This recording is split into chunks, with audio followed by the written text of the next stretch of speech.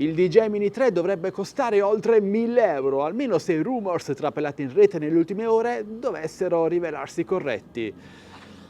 Ragazzi, io inizio a pensare che DJI stia facendo un po' il passo più lungo della gamba. Ora, non so se questi prezzi saranno davvero quelli reali una volta che il drone arriverà sul mercato. Tra l'altro dovrebbe arrivare, anche questa è un'informazione trapelata da un rumors, entro fine aprile, nonostante il drone non sia ancora stato registrato nel registro FCC, quindi secondo me arriverà entro metà maggio. Però si parla di un prezzo per la versione base di circa 800 euro che arriverà ad oltre 1000 euro per la versione Combo Pro. Staremo a vedere cosa presenterà DJI più nello specifico, ma vorrei parlarne, discuterne insieme a voi, perché se ci pensiamo bene il primo DJI Mavic Pro, che fu una grande innovazione, venne lanciato sul mercato a un prezzo, se non ricordo male, di circa 900 euro, i soliti 899 euro.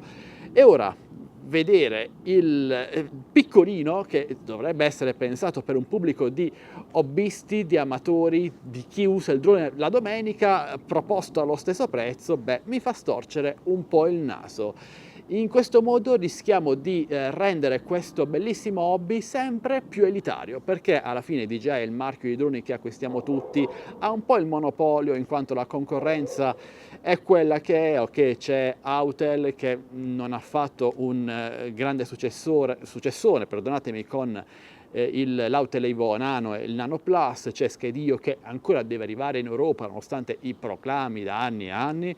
Quindi cosa resta? Resta DJI, e se il loro drone entry level dovesse costare davvero oltre 800 euro, secondo me sarebbe follia. Io ovviamente lo comprerò per recensirvelo, ma ovviamente non tutti possono spendere cifre del genere per un hobby, specialmente quando droni come questo sono pensati per chi inizia e chi si affaccia a qualcosa, ovvero al mondo della fotografia aerea. Se poi dovesse costare davvero i 1300 euro di cui si parla in rete per la versione Pro Combo, beh, siamo davvero all'assurdo. E speriamo che il DJI Mini SE resti sempre in commercio con i suoi 299 euro, perché resta la porta principale di entrata più economica attualmente disponibile, e credo che DJI abbia dato un bel colpo di testa quando l'ha lanciato, perché costa davvero poco per quello che offre.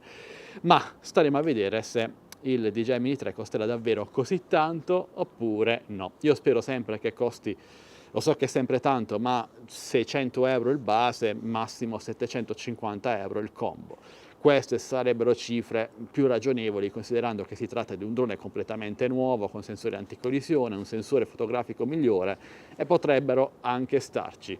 Quindi amici, che dire, aspettiamo e vediamo. Se i prezzi dovessero essere davvero questi, io inizierei a nutrire qualche dubbio sul futuro da DJI nel mondo consumer. Rischia davvero di allontanarsi troppo, come è successo a Parrot. Alla fine anche il DJI Mavic Pro inizialmente era un drone pensato anche per noi hobbisti, ora con la terza versione che costa tanto, ma davvero tanto, specialmente il Cinematic, è pensato più per professionisti. Boh, amici, cosa dire? Aspetto la vostra opinione qui sotto nei commenti. Secondo voi trovate prezzi del genere adeguati oppure no per un drone come dovrebbe essere il DJI Mini 3? Beh, parliamone insieme. E vi ricordo che se volete acquistare i droni DJI scontati vi lascio il link dentro i coupon qui sotto in descrizione video e nel mio canale Telegram ufficiale TechBestDeals, linkato anch'esso qui sotto in descrizione video insieme al mio gruppo Facebook Droni e Tecnologia Italia. Vi aspetto intanto amici, vi saluto e vi do appuntamento al mio prossimo video, sempre che voi vogliate, sempre qui su Addicts2Tech. Alla prossima, ciao ragazzi!